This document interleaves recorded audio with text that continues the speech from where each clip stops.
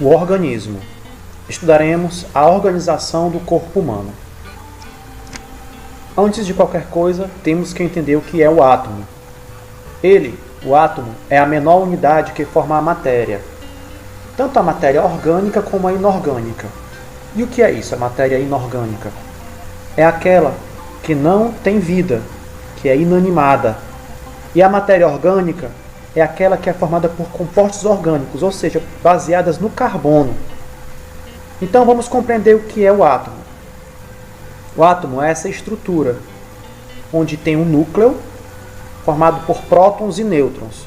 O próton com carga positiva e o nêutron com carga, como o próprio nome já diz, neutra, sem cargas. Elétron é a menor parte que fica circundando esse núcleo atômico.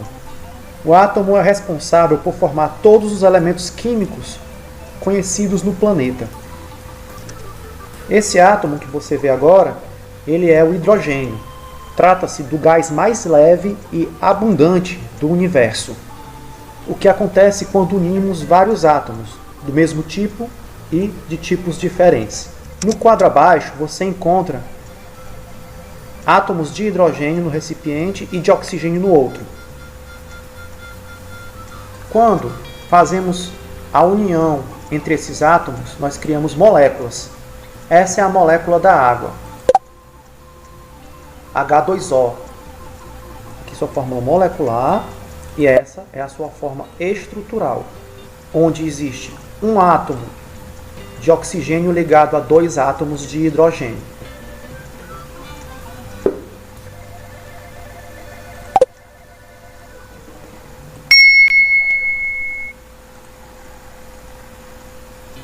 Agora, esse é o oxigênio. Esse átomo de oxigênio não é o mesmo que você respira, pois o que você respira é o gás oxigênio e não o elemento químico oxigênio, o átomo. Pois esse átomo, quando se une a outro oxigênio, forma a molécula de oxigênio. Veja em 3 dimensões. Eles fazem uma ligação dupla aqui entre eles. O oxigênio O2 é esse que você respira. Da mesma forma, o hidrogênio tem átomos de hidrogênio que estão na atmosfera e a união entre esses átomos de hidrogênio forma a molécula de hidrogênio.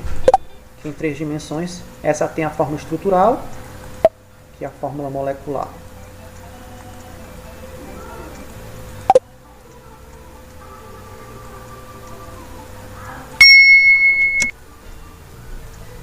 Átomo de carbono unido com átomo de oxigênio, formamos o dióxido de carbono, que tem a seguinte característica.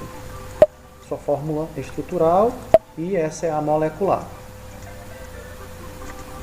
Tudo bem então, professor, mas o que é esse tal dióxido de carbono, esse CO2 aí? É o famoso gás carbônico. Ele é um composto químico, ou seja, um gás que pode afetar o efeito estufa.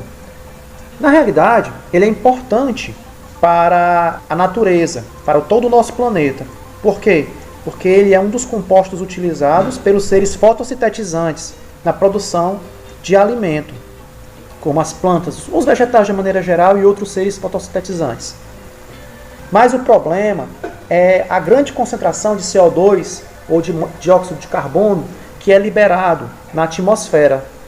Isso pode aumentar o problema com efeito estufa e piorar a situação que nós nos encontramos de aquecimento global. Agora, esse átomo de nitrogênio será unido com outro átomo de nitrogênio. Observe que formamos a molécula de nitrogênio. Aqui é a sua fórmula molecular e essa é a sua fórmula estrutural. Existe uma ligação tripla, 3 pontes ali. Na atmosfera terrestre, há cerca de 78% de nitrogênio. Já há 20%, quase 21% de oxigênio e 1% de todos os outros gases.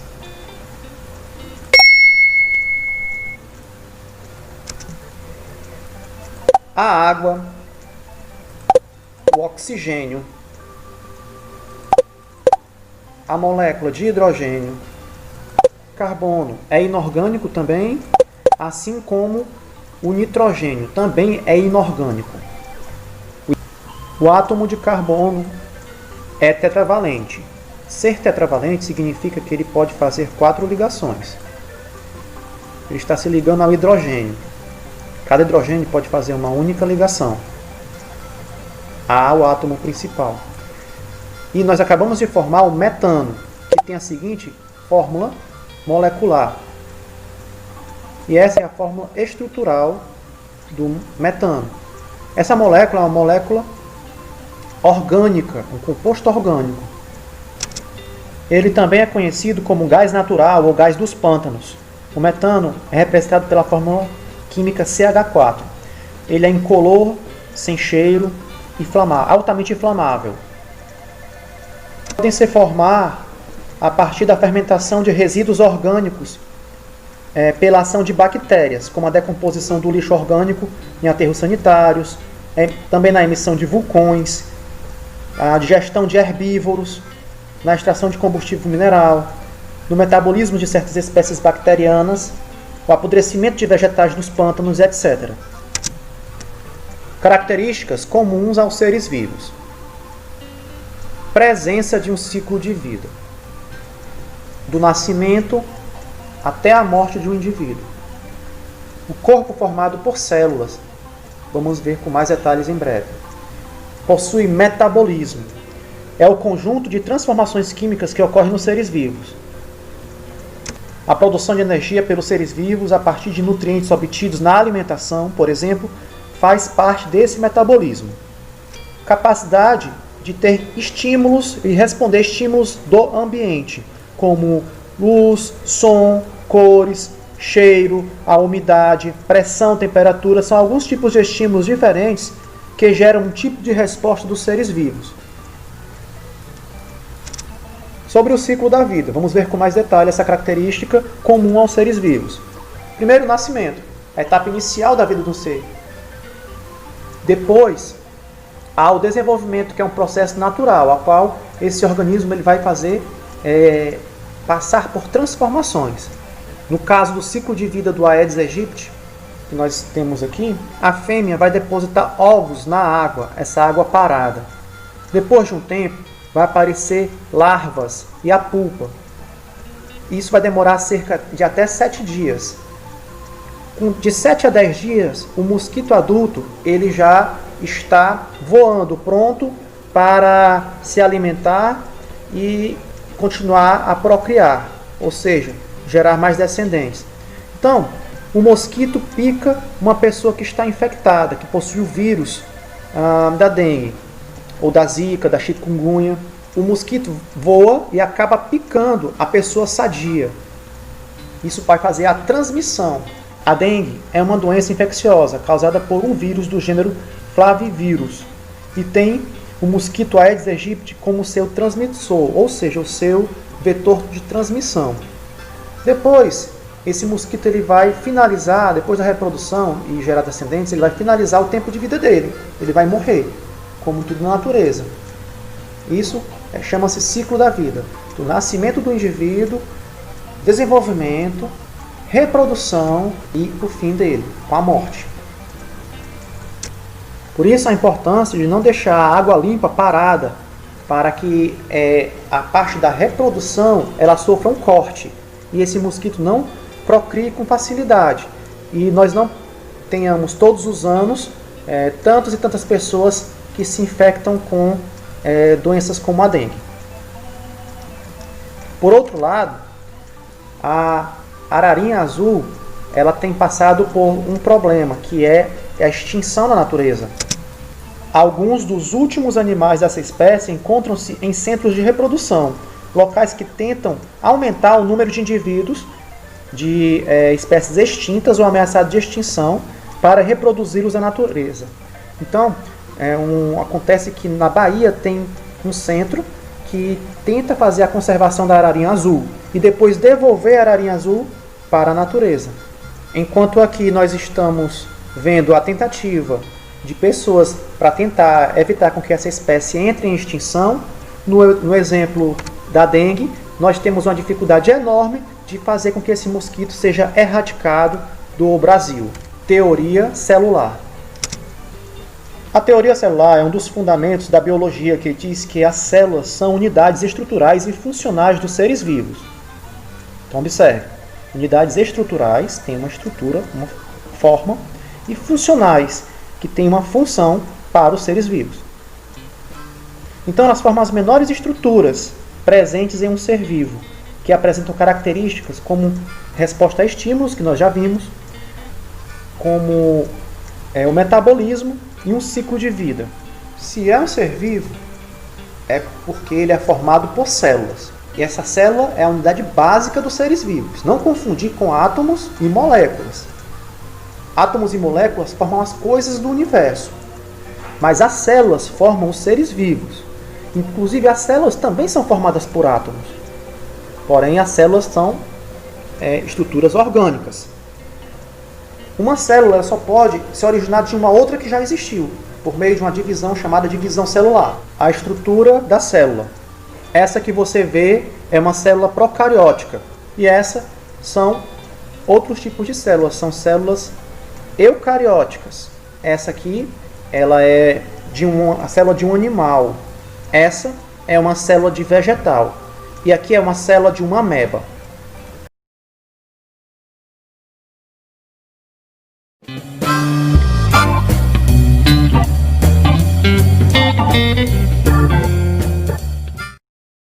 Qual a diferença entre as células procariontes e eucariontes? Primeiramente, o tamanho. A célula procariótica tem o tamanho 0,1 micrômetros, 10 micrômetros. Já a célula eucariótica, ela tem um tamanho entre 10 e 100 micrômetros, sendo muito maior.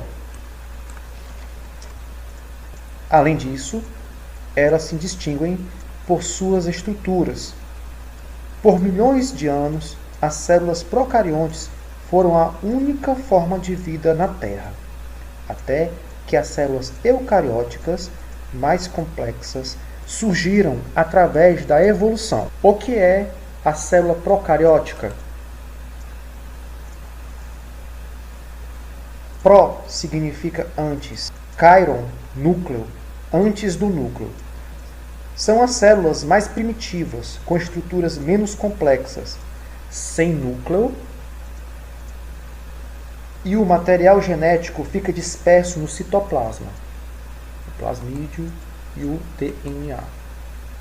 Geralmente é unicelular. São as bactérias, como é o nosso exemplo, algas, cianofícias, algas azuis, parede celular. Contém peptidoglicano. É a cobertura externa que protege e dá a forma à célula. Essa cobertura mais externa fica logo abaixo da cápsula. Membrana celular. Ela envolve o citoplasma e controla a entrada e a saída de substâncias da célula. Os cílios e os flagelos ajudam a locomoção da célula. O plasma celular, ou citoplasma, é uma substância semelhante a um gel, com função de dar estrutura e manter a forma da célula. Nucleóide. Área do citoplasma que contém a molécula de DNA, ácido desoxirribonucleico. E o plasmídio, que é essa região circular, moléculas duplas de DNA, que armazenam o material genético. Isso forma as estruturas genéticas da célula procariótica.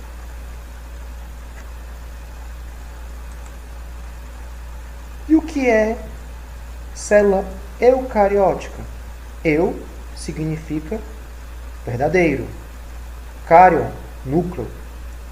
São células pluricelulares, isto é, formada por várias outras células. Contém núcleo, possui uma forma de organização bem melhor e mais estruturada e funcional que as células procarióticas. A parede celular, quando existe, contém celulose. Exemplo: animais, plantas, fungos, protistas. O núcleo é a maior e mais visível organela de uma célula eucariótica.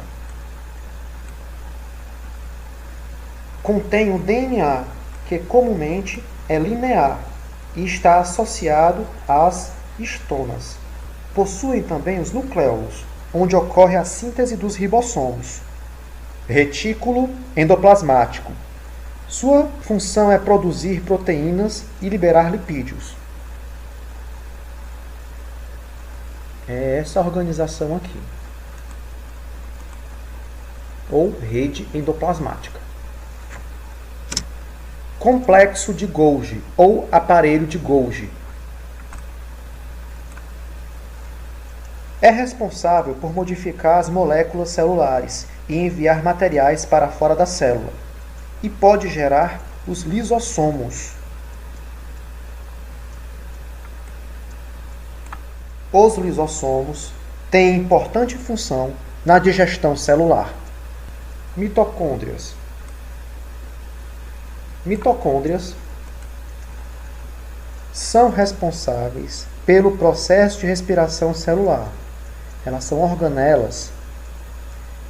Tem uma grande quantidade de adenosina trifosfato, que, ao ser gerada, produz energia necessária para as suas atividades.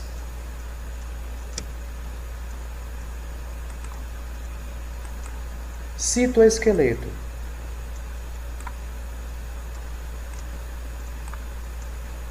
Rede formada por filamentos proteicos podem realizar processos relacionados com o transporte de substâncias. Ele também garante a movimentação das vesículas. A vesícula é um veículo para a comunicação intracelular e extracelular. Vesícula, essa estrutura aqui, onde as moléculas sintetizadas são empacotadas na célula como neurotransmissores, hormônios, proteínas, lipídios, ácidos nucleicos. A endocitose e a exocitose.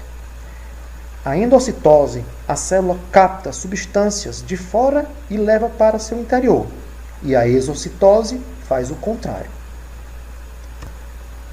Nas células vegetais encontram-se também os plastos, que caracterizam esse tipo de célula vegetal, que não é o caso aqui.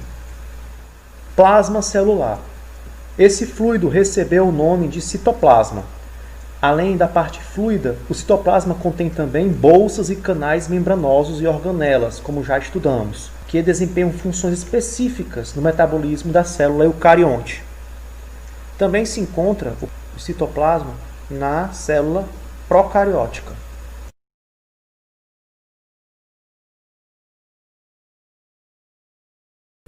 Níveis de organização dos seres vivos. A célula é a unidade básica da vida. Pequena unidade com forma e função. Tecido. Conjunto de células com mesma função. O corpo humano é formado por 4 tipos de tecidos. Quais são? O tecido epitelial, o tecido conjuntivo, que pode ser formar o adiposo, que é a camada de gordura, o cartilaginoso, que tem na ponta da orelha, o ósseo e o sanguíneo. Tecido muscular pode ser liso, esquelético e cardíaco. E o tecido nervoso. Os órgãos são um conjunto de diferentes tecidos. Por exemplo, os rins. Os rins eles atuam na formação da urina. E a bexiga já é um outro órgão. Ela tem a função de armazenar a urina. Mas esses 2 órgãos, do nosso exemplo, estão ligados a um sistema. Sistema é um conjunto de órgãos com o mesmo propósito.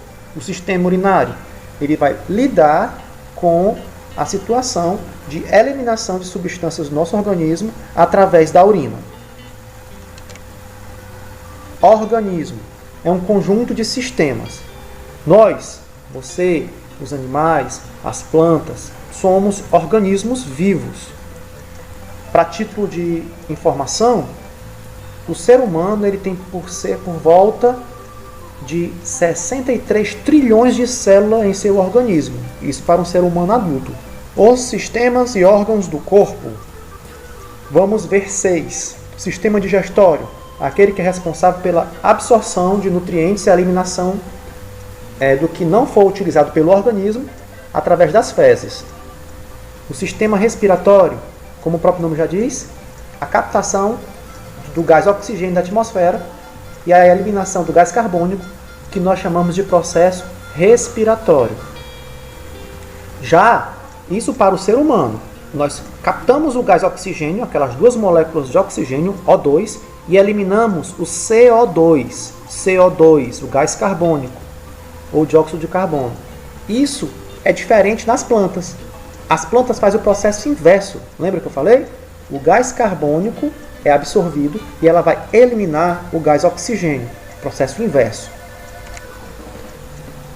Sistema cardiovascular.